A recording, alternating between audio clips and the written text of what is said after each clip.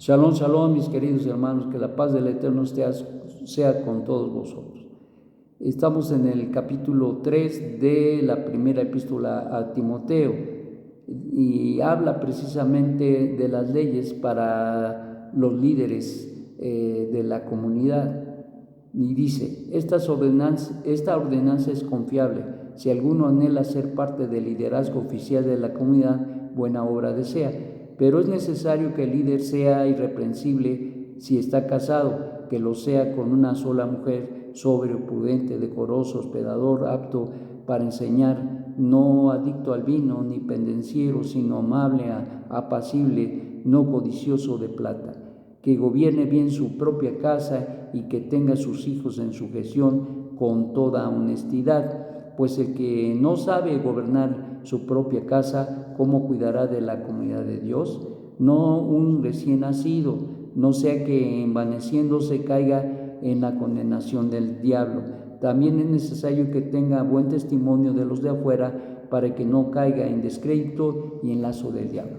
Bueno, nuestro maestro nos enseñó que el que quiera ser mayor sirva a los demás. En otras palabras, el ser líder, el ser oficial dentro de una comunidad, dentro de una sinagoga, de una Bet Knesset, demanda calidad, demanda requisitos. ¿Por qué? Porque es importante, dado que este líder va a servir a los demás, pero va a enseñar a los demás a poder crecer y a madurar y a ser ejemplo, pues entonces, de la grey. Y por esa razón, Rab Shaul habla de los requisitos o de las demandas que debe tener mínimas, incluso un hombre para servir dentro de la comunidad.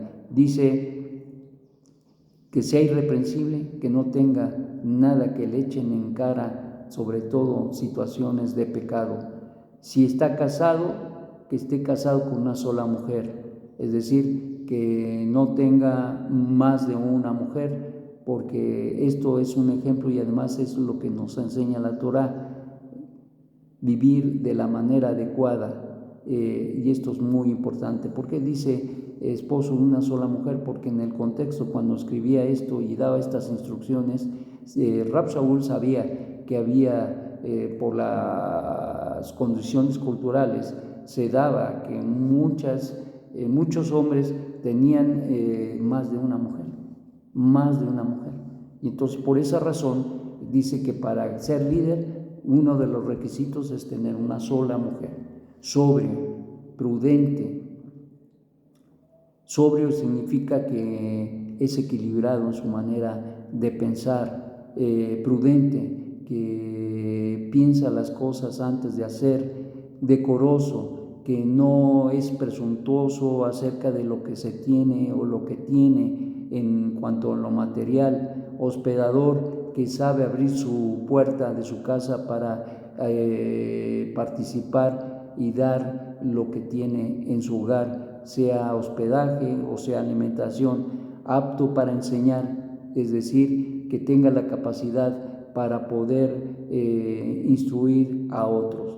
No adicto al vino, es decir, sabemos que el vino no es el problema es que una persona que se vuelve adicto es aquel que depende del vino y por lo tanto no puede ser un adicto al vino un líder o un siervo, ni pendenciero, es decir, que con todo mundo se peletea, con todo mundo sale mal, no, sino amable, una persona que la lleva bien con la gente, es una persona que a todo mundo con el cual se lleva bien y tiene una buena actitud, apacible, que busca siempre la paz en medio de todas las tormentas, no codicioso de la plata, es decir, que no busca o vive para el dinero, porque esto es idolatría, que gobierne bien su propia casa, es decir, que sea una persona que tiene en sujeción a sus hijos y que enseña y que instruye de una manera adecuada para que vivan la Torá de Hashem, y esto es precisamente que gobierne bien su casa, que sea un ejemplo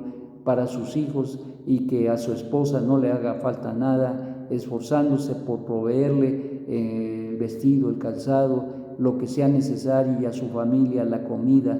Y como vemos hoy en la actualidad, hoy necesitamos muchas familias, necesitamos del apoyo de la esposa, y sobre todo las esposas deben entender que aunque es responsabilidad del esposo proveer, hoy en estos días a veces se hace necesario que la esposa le eche la mano al esposo, y eso es bueno. Y entonces cuando dos flamas arden, se pone la cosa buena, y entonces solamente a veces se puede prosperar cuando los dos caminan en acuerdo en este sentido.